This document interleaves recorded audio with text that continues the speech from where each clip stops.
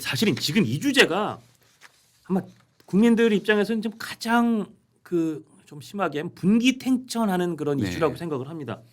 선관위 때문에 이 소위 뭐 불공정 선관위의 거의 무슨 언터처블 악마와 같은 뭐 그런 기관이 된 것의 최근의 모습.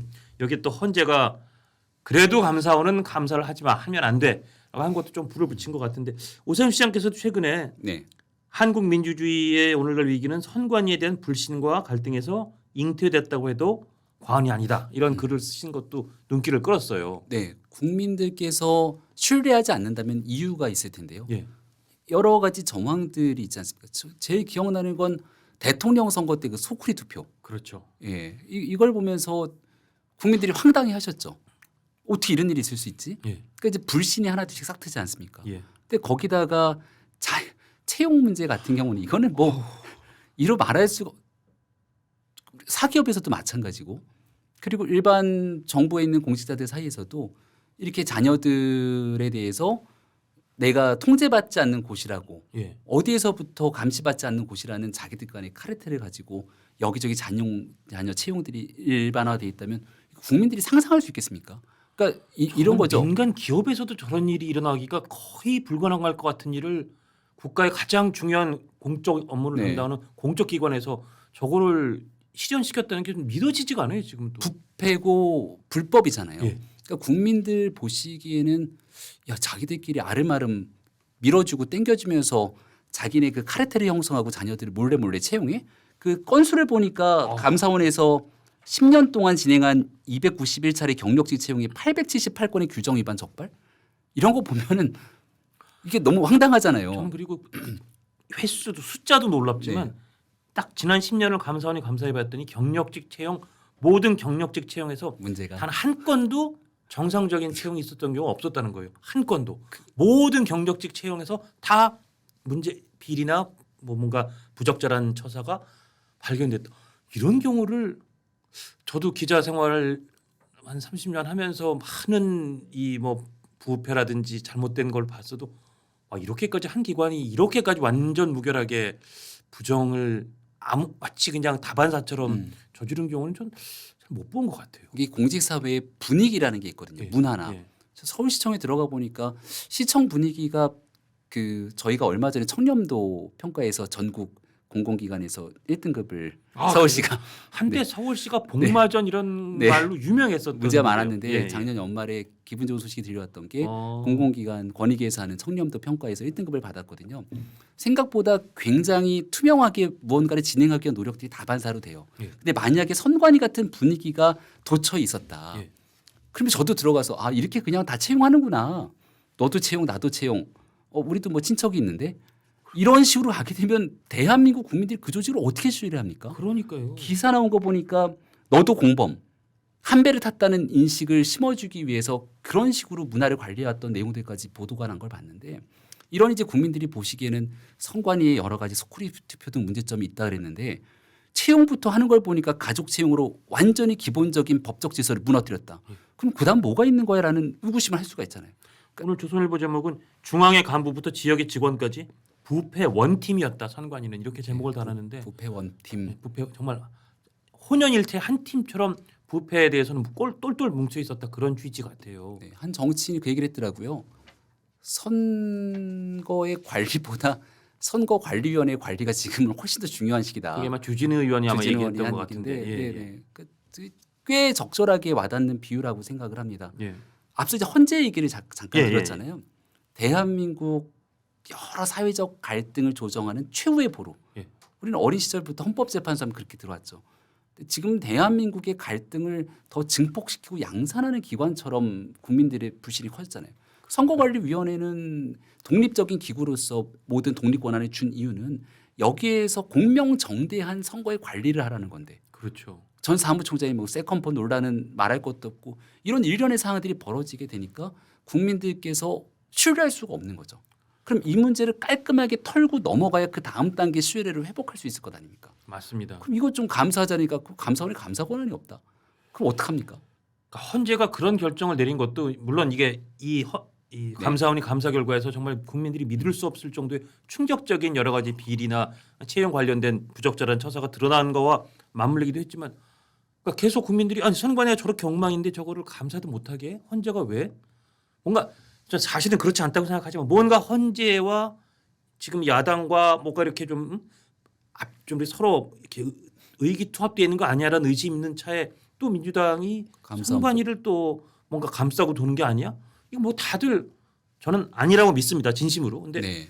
국민들이 보시기에는 이게 전체가 다 뭔가 이렇게 우리가 모르는 큰 손에 손을 잡고 우리 몰래 나쁜 짓들을 벌이고 있는 거 아니야? 우리를 속이고 있는 거 아니야? 그런 의심을 할 소지가 있긴 있는 것 같아요. 헌재 결정이 나면 감사원이 이렇게 심각한 문제가 있는데 이걸 감사할 수 없어?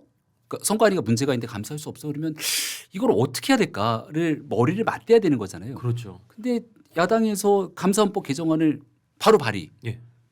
그 여기에서 지금 헌재 판단에 손을 들어주는 법을 막 일사처리를 하겠다고 하면 그러니까 감사원법에서 원래 국회, 법원, 헌법재판소는 감사 대상이 아니다. 그래서 선관위는 그 문항이 없으니까 감사원 감사 대상일 수 있지 않느냐고 해서 그렇죠. 감사했고 헌재가 아니야. 그렇더라도 선관위는 독립이니까 그렇게 하면 안 될 것 같아라는 말 나온 거에도 국민들이 이상하다 갸우뚱한데 민주당이 특달같이 기다렸다는 듯이 야 다시 그럼 선관위도 빼는 거라 헌법 법률에다가 딱 명시해야겠어. 그러니까 다들 이렇게 손발이 짝짝꿍이 잘 맞아. 이렇게 삼박자가 맞아떨어지게 가면 지금 헌법재판소에서 하게 되는 선고를 앞두고 있는 시기이기 때문에 그렇죠. 더더군다나 공명정대해야 되는데 헌재가 신뢰할 수 없다? 선관위는 더 신뢰할 수 없는데 서로 이렇게 주거니 받거니 그러니까요. 여기에 특정 정당까지 가게 되면 저는 이런 모습들이 결국은 대한민국과 또 국민들에게 그 피해가 고스란히 돌아갈 수 있다라는 걱정을 하게 되네요. 네. 그리고 하여튼 이 선거에 뭔가 의심을 갖고 계신 국민들이 좀 꽤 많으신 것도 저는 개인적으로 부정선거론을 안 믿는 쪽입니다. 아마 지금 우리 구독자나 시청자 여러분 중엔 믿는 분도 꽤 계실 수 있으니까 제가 좀 조심스럽겠네. 저는 안 믿는 쪽이고 전 이런 비유를 사실 많이 합니다. 아폴로 11호가 달에 안 갔다라고 믿는 분들이 미국에 꽤 많잖아요. 네. 그 음모론을 그럴듯한 또 정황들이 많아요. 어떻게 펄럭이느냐, 그림자가 어떻게 이렇게 해에서 오면 직선이 되는데 어떻게 이게 각도가 다르냐.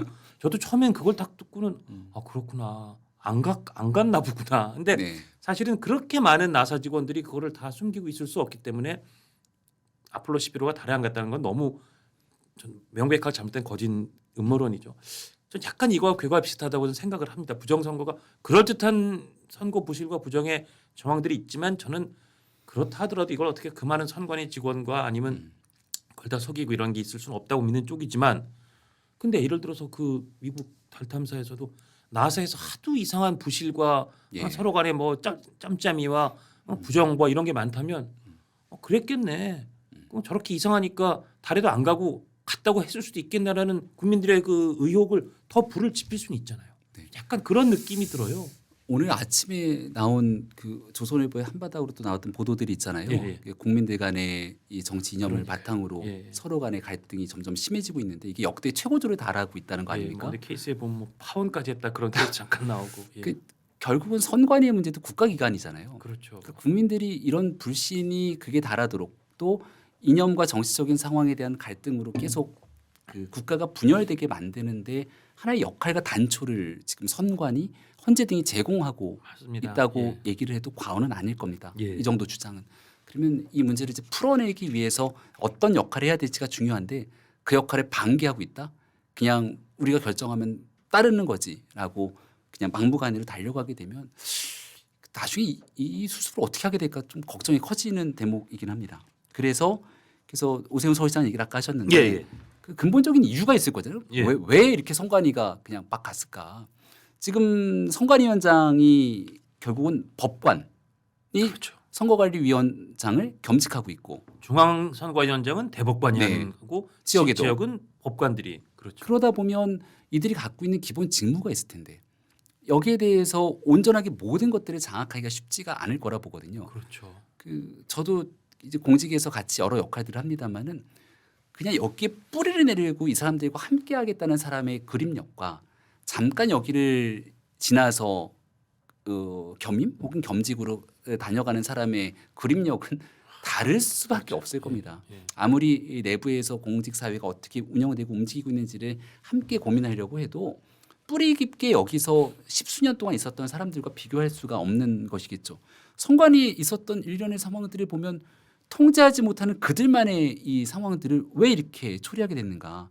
그래서 이거를 법관이 아닌 선거 행정 전문가로 싹 바꿔낼 수 있는 거버넌스의 근본적인 틀 이걸 바꿔내야 된다는 주장들을 처음 한 거거든요. 저는 그 말씀이 맞을 것 같아요. 네. 그렇게 하지 않고는 상층부를 사실상 그렇게 엉성한 법관들이 상층부를 갖고 있으면 실질적으로는 그 안에는 상근 직원들이 다 그냥 양쪽을 꽉 손에 쥐는 거고 네. 사실은 저기를 견제해야 되는 게 입법부의 견제가 어느 정도 가능하겠지만 사실은 또 이 선출직들은 선관위 아쉬운 소리를 해야 될 수가 있기 때문에 네.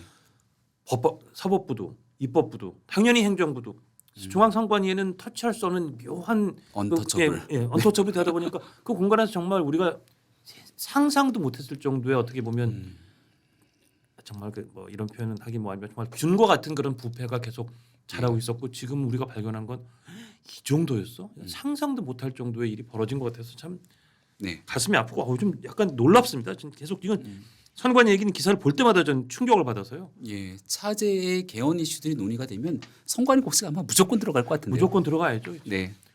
선관위 사무총장도 장관급이더라고요. 장관급이고 사실은 선관위 사무총장이 실질적인 그 기관 선관위라는 기관에 아주 강한 네. 수장이었던 셈인데 세컨폰을 정치인 연락용으로 사용했는데 심지어 이거를 이 감사 과정에서 한참 있다는 알게 됐고 이게 참 다른 데서는 있을 수 없는 일들이 계속 발견이 되고 있습니다. 어떻게 보세요? 말뚝에서 바뀌잖아요. 예. 이게 휴대전화 그 공직에 있으면 이제 법인폰으로 휴대전화 쓸 수도 있고 예. 또 나오게 되는 태블릿이든 노트북이든 예. 그럼 공직이 끝나면 당연히 그거 놓고 가야 되는 게 정상 아닙니까? 당연하죠. 문제가 있으면 그 내용도 다 들여다 보게 되고요. 예. 그게 저는 법인폰 안 쓰고 그냥 개인 핸드폰 쓰거든요. 예. 뭐 상관이 없으니까. 예. 예. 뭐 태블릿 PC나 쓰고 있는 게 있으면 당연히 다 놓고 가는 거고. 예. 근데 그것도 감사를 통해서 나중에 나온 거 아닙니까? 그렇죠. 근데 이런 감사를 하지 말라 그러면 그러니까요. 그럼 그냥 여기서 뭐 세컨폰을 써갖고 철저하게 정치적 중립을 지켜야 되는 사람들이 정치인과 무슨 뭐 관계를 가진 통화를 하고 예. 이런 일들은 그냥 다 묻어지고 가는 거예요. 이거는 그냥 그 정파를 떠나서 국민의 상식의 관점에서 말이 안 되는 일이기 때문에 저는 여기에 대해서는 여야를 막론하고 좀 모두가 강하게 힘을 모아서 선관위 문제가 있다고 얘기를 좀 해줬으면 좋겠고요. 예. 그리고 이들에 대해서 견제받지 않는 선관위를 어떻게 국민들 앞에 신뢰받도록 만들 수 있을 것인가 이런 데에 좀 경쟁적인 법안을 발의하든 뭐든 좀 역할을 해줬으면 좋겠어요. 민주당도 이 사안에 대해서는 그렇게 손 놓고 있으면 국민들한테 좀 지탄을 받을 것 같아요. 이상하잖아요. 이상해요, 진짜. 이거는 모든 국민이 봐도 이거 말도 안 돼. 이게 뭐야? 충격, 네. 분노 이런데 왜 민주당이 왜- 그렇게 뭐 감싸고 돈다고까지는 그렇지만 하여튼 이렇게 저렇게 어정쩡한 태도를 보이는지 그 부분도 이상하다고 생각하는 분이 좀 많은 것 같아요. 예.